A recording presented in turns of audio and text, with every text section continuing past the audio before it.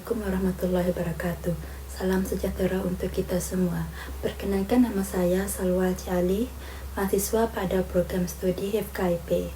Dan dalam kesempatan ini saya akan memaparkan monolog dengan topik Filsafat Pendidikan Ki Hajar Dewantara. Monolog ini saya susun sebagai bentuk tugas pengganti UAS dengan merujuk pada buku karya Dr. Dedi Supriyadi berjudul Pendidikan dalam Pemikiran Ki Hajar Dewantara. Nah, Ki Hajar Dewantara atau namanya lahir Redan Maswardi Swejo Ningrat, lahir pada tanggal 2 Mei 1889 di Yogyakarta. Beliau dikenal luas sebagai Bapa Pendidikan Nasional Indonesia dan juga tokoh pergerakan nasional, wartawan, filsuf, dan pelopor pendidikan berbasis kebudayaan. Salah satu paling menonjol dari Ki Hajar adalah keputusannya untuk melepaskan gelar kebangsawanan. Hal ini dilakukan demi menyatu dengan rakyat dan mendidik mereka tanpa sekat sosial. Pada tahun 1922, beliau mendirikan lembaga pendidikan Taman Siswa sebagai bentuk perlawanan terhadap pendidikan kolonial yang bersifat elitis dan diskriminatif. Filsafat pendidikan Ki Hajar Dewantara berakar pada nilai-nilai kemanusiaan, kebudayaan, kebangsaan. Beberapa konsep utama dalam filsafat beliau adalah sebagai berikut. Pertama, kudarat alam dan kudarat zaman. Pendidikan harus berjalan selaras dengan kudarat alam dan kudarat zaman beserta pendidik. 2. Sistem Amung. Konsep pendidikan yang mendidikkan dengan kasih sayang dan keteladanan, bukan dengan paksaan. 3 prinsip utama dalam sistem Amung adalah ing ngarso sung tulado, di depan memberi teladan, ing madya mangun kersa, di tengah membangun semangat, tungguri hadiani, di belakang memberi dorongan. Terakhir, trikon. 3 kon itu kontinuitas, konvergensi, konsentrisitas. Filsafat ini menekankan pentingnya keseimbangan budaya, keterbukaan terhadap nilai luar, dan tetap berakar pada budaya sendiri. Apa tujuan pendidikan menurut Ki Hajar Dewantara?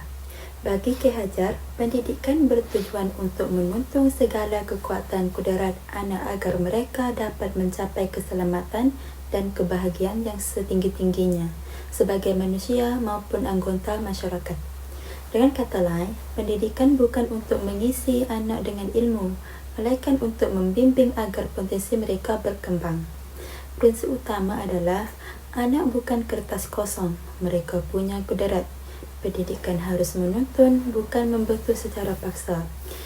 Kalimat ini dijelas kata, anak itu bukan hanya kertas kosong yang bisa ditulis atau digambar sesuka hati kita. Mereka udah punya karakter, bakat, dan keunikan masing-masing sejak lahir. Jadi, tugas pendidikan itu bukan buat membentuk mereka jadi orang seperti kita inginkan, tapi justru menuntun mereka supaya bisa berkembangan sesuai dengan kudarat atau potensi alami mereka sendiri. Ki Hajar Dewantara sangat menentang model pendidikan yang bersifat otoriter, yaitu pendidikan yang memaksa, menekan, dan tidak memberi ruang kebebasan berpikir kepada peserta didik. Menurut beliau, pendidikan bukanlah alat untuk mencetak manusia agar seragam dan patuh tanpa berpikir kritis. Sebaliknya, pendidikan sejati adalah proses pembebasan manusia dari segala bentuk kebertelungkuan, baik secara mental, emosional, dan sosial. Kemerdekaan dalam pendidikan bagi Ki Hajar mencakup 3 aspek penting. Pertama, kemerdekaan berpikir, anak didik diberi ruang untuk mencapaikan pendapat, bertanya, dan mengembangkan ide sendiri. 2.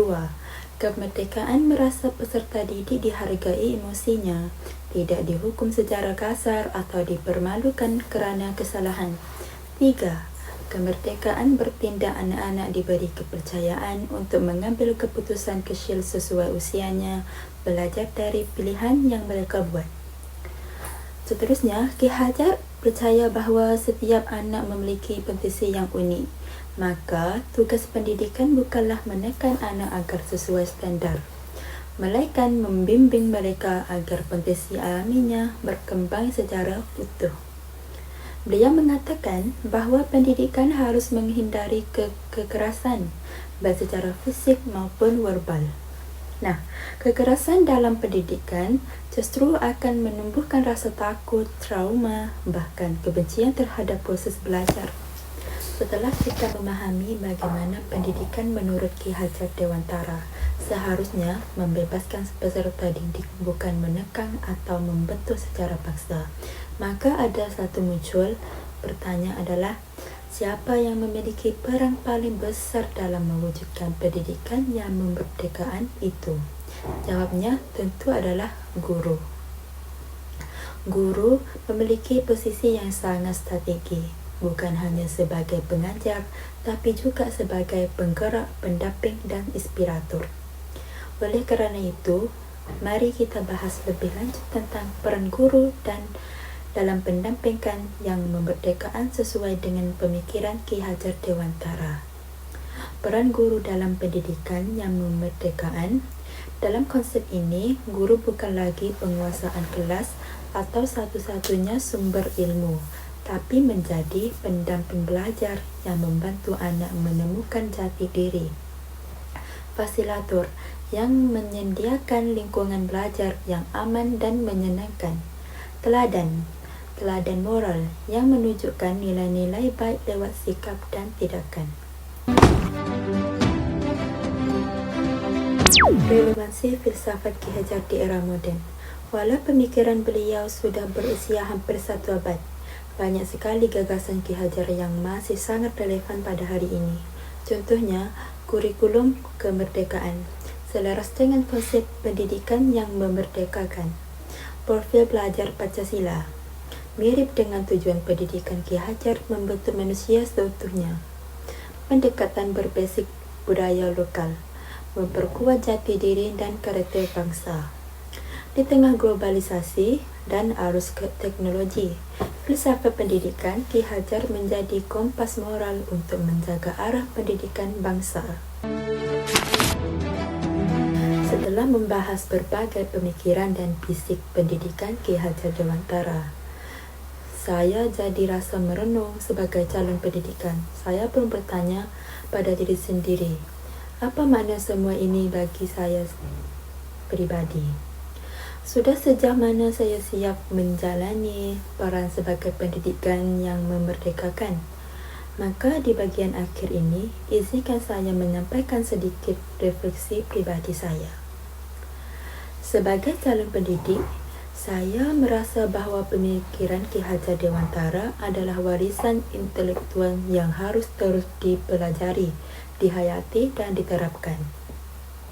Nilai-nilai seperti keteladanan, kasih sayang serta perhargaan terhadap kebebasan berpikir adalah hal-hal yang perlu ditanamkan sejak di sini.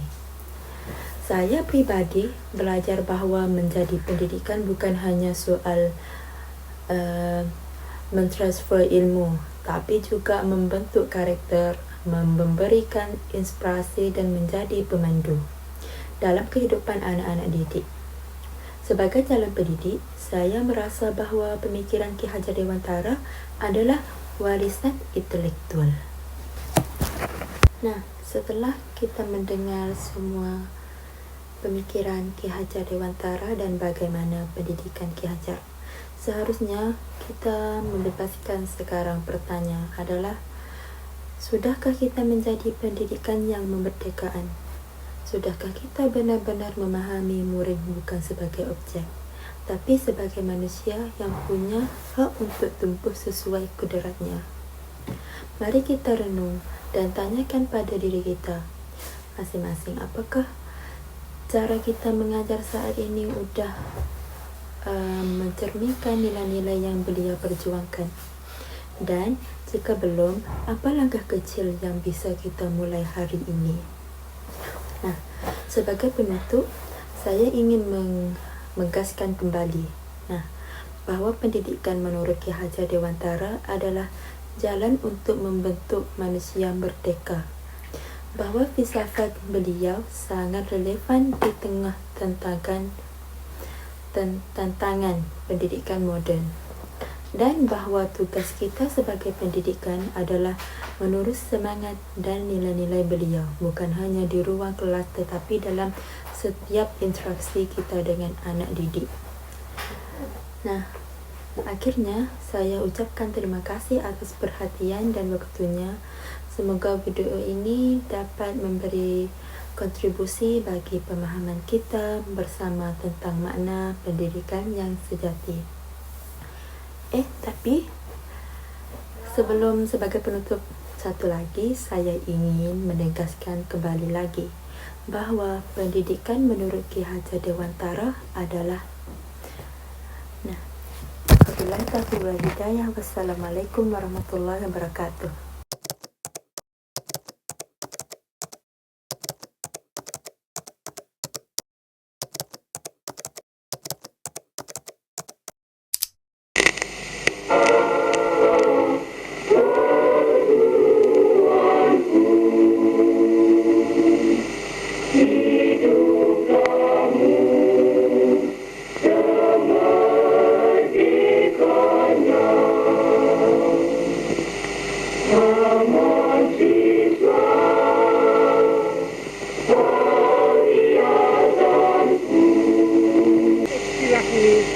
Kita dengar, tapi mungkin kebanyakan orang tidak mengetahui bahwa ini adalah istilah yang berasal dari Taman Siswa. Ketika Taman Siswa berdiri di tahun 1922, maka ada satu ucapan dari presiden kita yang pertama, marhum Sutatmo Sriyokusumo, yang ditulis dalam karangan dalam bahasa Belanda yang berbunyi, demokrasi zonder leiderschap is een ramp voor volk. Dan ini lalu kita jelaskan di dalam beberapa ceramah yang kita adakan. Demokrasi yang tidak dipimpin oleh kebijaksanaan, itu berarti tiap-tiap orang merasa boleh berbuat semau-maunya. Dan karenanya akibatnya tidak lain daripada kekacauan.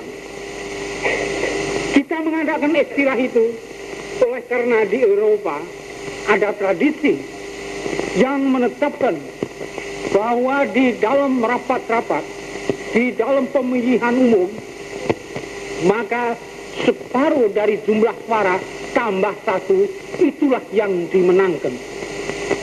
Bukan kebijaksanaan, bukan kebenaran, akan tapi hanya jumlah suara. Jadi kalau jumlah suara itu lebih daripada separuh, itulah yang dianggap menang. Itu tradisi di Eropa. Dan dengan sengaja tradisi itu kita pecahkan. Tapi sebenarnya ada pula langkah-langkah demokrasi yang kita adakan. Misalnya, kita menghilangkan titulatur. Semua orang yang masuk ke dalam Taman Siswa hilang titelnya. Mas, Raden, Raden Mas, Raden Ayu, Raden Ajeng. Dia masuk ke dalam Taman Siswa dengan titel Ki kalau laki-laki, Nyi kalau perempuan yang sudah bersuami, dan Ni kalau perempuan yang belum bersuami. Dengan begitu lalu kita sama. Di dalam Taman Siswa tidak ada perbedaan antara yang satu dengan yang lain di dalam tingkatan titulatur. Dan semua ini kita kumpulkan dan dapatlah kita lalu menetapkan bahwa inilah sebenarnya tradisi keluarga. Di dalam keluarga semua bersamaan hak dan wewenang. Di situ tidak ada diskriminasi, tapi semuanya mengakui bahwa dalam segala hal ayah dan ibulah yang dianggap bijaksana. Tidak ada peraturan yang tertulis tapi semuanya taat kepada tradisi. Inilah suatu keadaan yang belum pernah diuraikan pada waktu itu. Karenanya kita mengadakan tradisi keluarga. Lain daripada itu, dengan adanya keluarga itu, kita menghilangkan juga lapisan-lapisan buruh, kapitalis, imperialis, hilang semua. Sebab tidak ada satu orang anggota keluarga yang akan merugikan anggota lainnya. Tetapi ada saja murid yang menggodanya dan diterima pula dengan gembira. Ini tidak serangkai. Yang ini Dr. Dawes-Dekker yang sesudah merdeka berganti nama Dr. Setiabudi. Ini Dr. Tirto Mangunkusumo. Dua-duanya sudah almarhum. Yang ini Pak Azhar Dewantoro. Dulu namanya Suwardi Suryaningrat. Kalau tidak salah, dulu kan memakai titel Raden Mas, Bu. Itu titel sudah lama kita buang. Pak, kami sudah 3 tahun menerima pelajaran-pelajaran tentang ketamasiswaan dari Bapak. Dan justru tentang riwayat Bapak sendiri, Bapak belum pernah menceritakan kepada kami. Apa Bapak tidak berkeberatan untuk menceritakannya tentang hal itu, Pak? Wah, ini agak susah menceritakan riwayat diri sendiri. Tapi baiklah, hanya saja serba singkat ya. Begini, yang disebut 3 serangkai, yaitu pimpinan pusat daripada Indische Partei. Adapun Indische Partei ini, partai yang pertama kali menuju ke arah politik. Partai politik yang pertama. Memang dulu sudah ada perhimpunan-perhimpunan.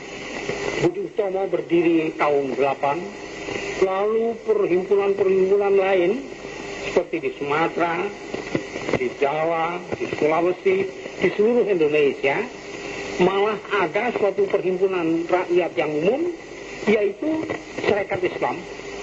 Tapi belum ada yang berani menunjukkan dirinya sebagai gerakan politik. Budi Utomo menamakan dirinya Usahatul Diri. Serikat Islam ekonomi. Baru Indische Partei yang menamakan dirinya partai politik menuju ke arah Indonesia merdeka lepas dari Nederland. Inilah yang agak istimewa.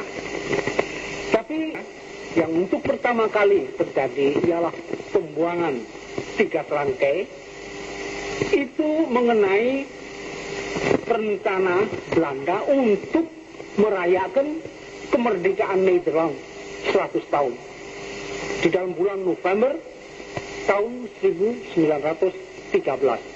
Dan inilah yang sangat menjengkelkan kita semua. Masa iya di Indonesia ini dirayakan perayaan kemerdekaan bangsa yang menindas kita? Untuk itu kita mendirikan komite yang bermaksud supaya menggagalkan maksud Belanda ini.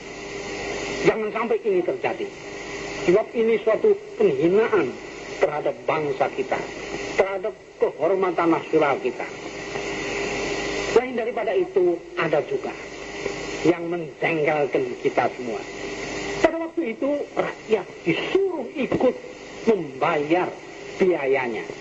Di desa-desa diedarkan Leisterma dan siapa-siapa dimintai, dan barang tentu orang takut lalu terpaksa memberi.